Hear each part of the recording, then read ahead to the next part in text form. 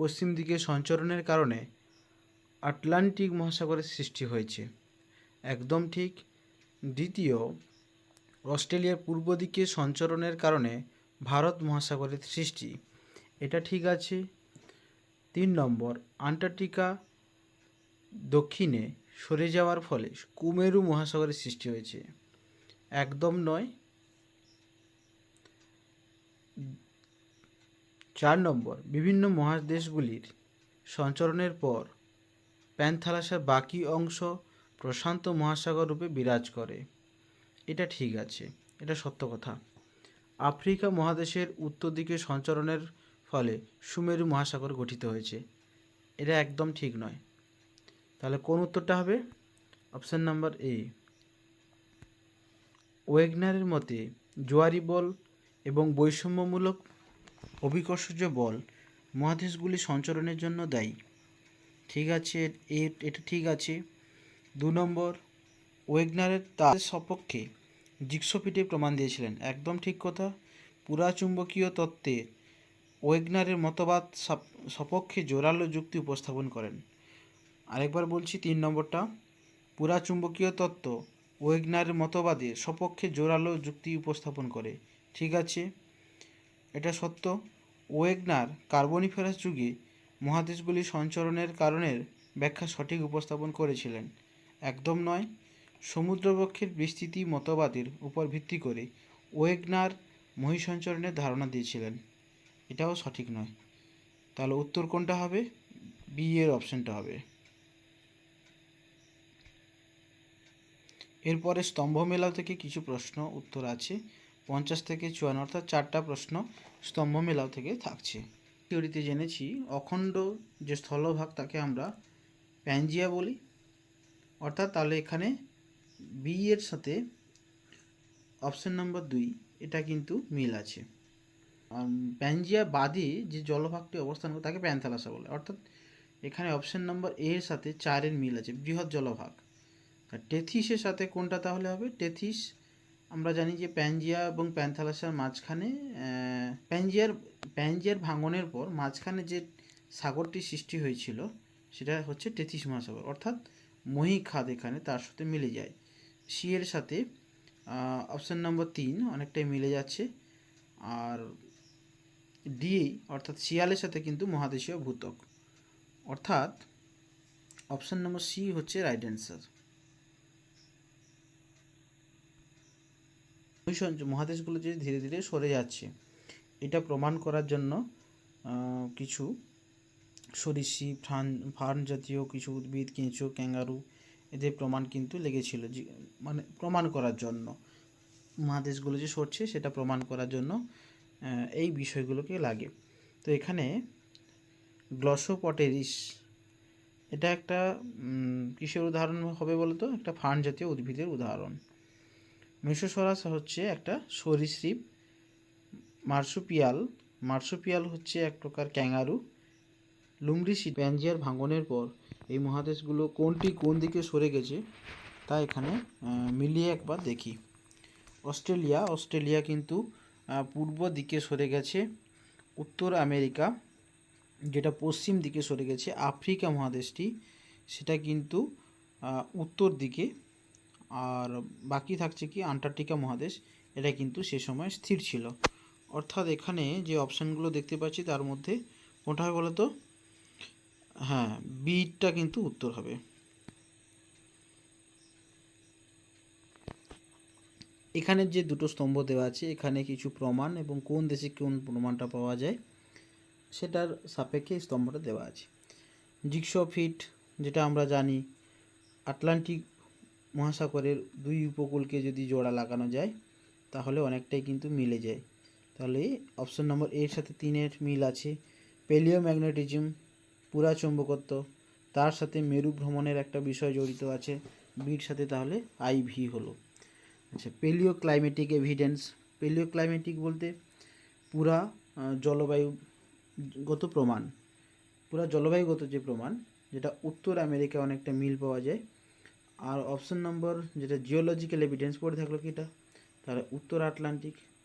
ঠিক আছে, তাহলে কোন অপশানটা হবে না? অপশান নম্বর ডি হচ্ছে রাইট অ্যান্সার।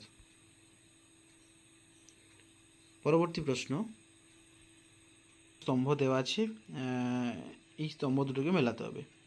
প্যানজিয়ার ভাঙন হয়েছিল কোন যুগে? না মেসোজোয়িক যুগে। সঞ্চরণের দিকটা কোন দিকে?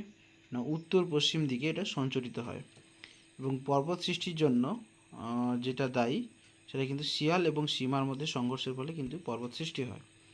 এই যে প্যানজিয়ার ভাঙনের একটা প্রধান শক্তি হিসাবে যাকে ধরা হয় সেটা কিন্তু জোয়ারি বল। তাহলে অপশন নম্বর কোনটা হবে? অপশন নম্বর এ হচ্ছে সঠিক উত্তর।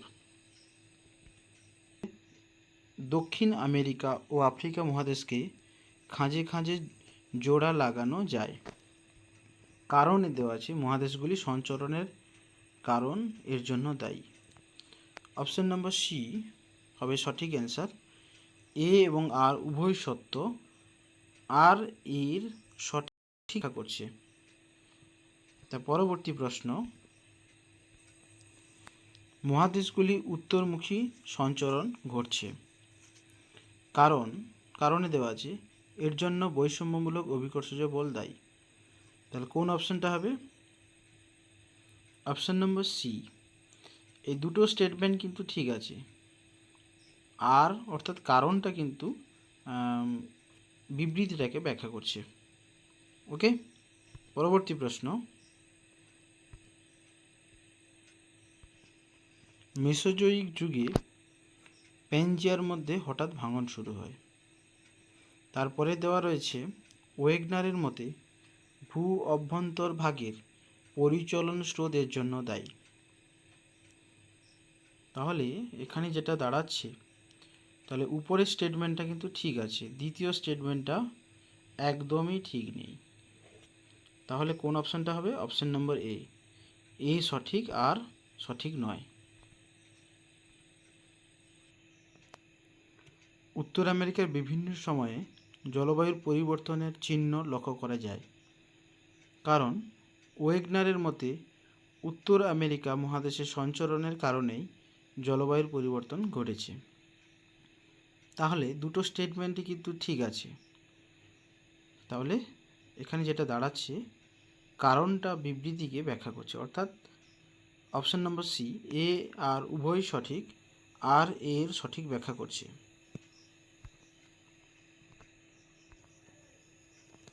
অস্ট্রেলিয়ার পূর্ব দিকে সঞ্চারিত হয়েছে।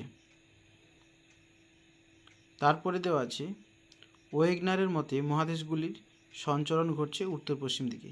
আগেই দেখলাম এক্ষুনি। তাহলে দুটো স্টেটমেন্টই ঠিক আছে। তাহলে কোনোটাকে ব্যাখ্যা করতে পারছে না, অর্থাৎ এ আর উভয় সঠিক, কিন্তু আর এর সঠিক ব্যাখ্যা করতে পারেনি। পরবর্তী প্রশ্ন, বাক্যের পুনর্বিন্যাস করো।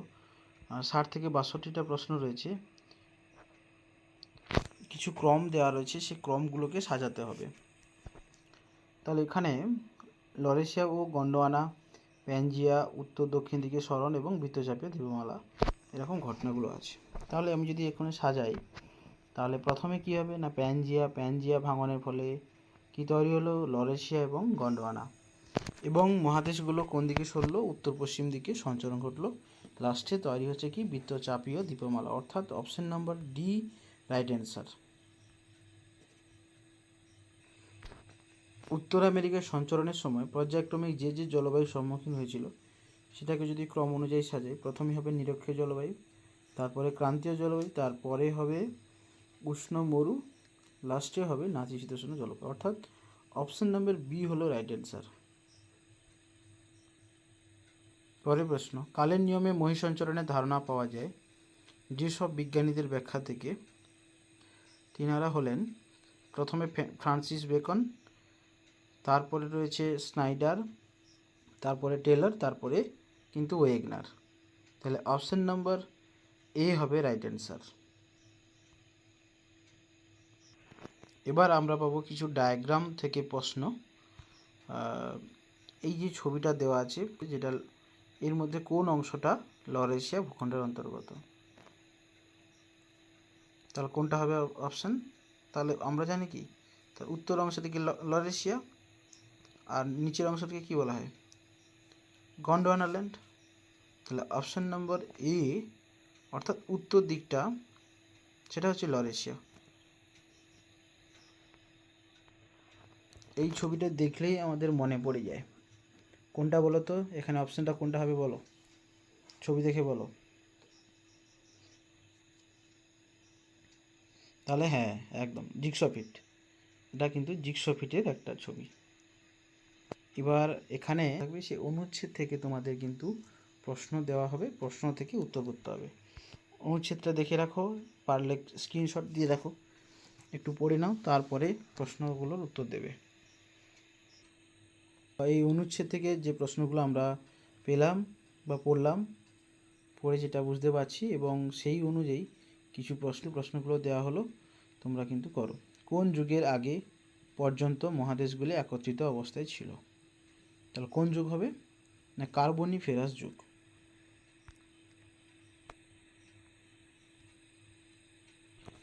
ওয়েগনার অতি বৃহদাকৃতির ভূখণ্ডের কী নাম দিয়েছিল? অপশন নাম্বার বি হবে রাইট অ্যান্সার, প্যানজিয়া। প্যানজিয়ার মধ্যভাগে টেথিস মহীখাতের বিস্তার ছিল কত দূর পর্যন্ত? তাহলে অপশন নাম্বার সি হবে রাইট অ্যান্সার, পূর্ব থেকে পশ্চিমে।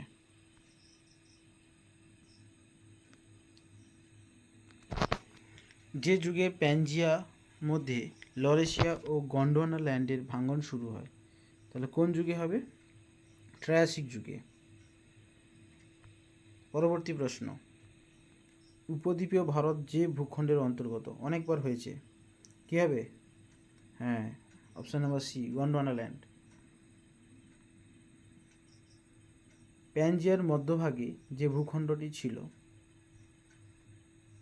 সেটি কী হবে? ভারত, অস্ট্রেলিয়া, ইউরোপ না আফ্রিকা? উত্তরটি হবে আফ্রিকা। প্যানজিয়ার প্রকৃত ভাঙন শুরু হয় যে যুগে? Holocene, Carboniferous, Mesozoic, Triassic? একদম সঠিক অ্যান্সার, মেসোজোয়িক যুগ।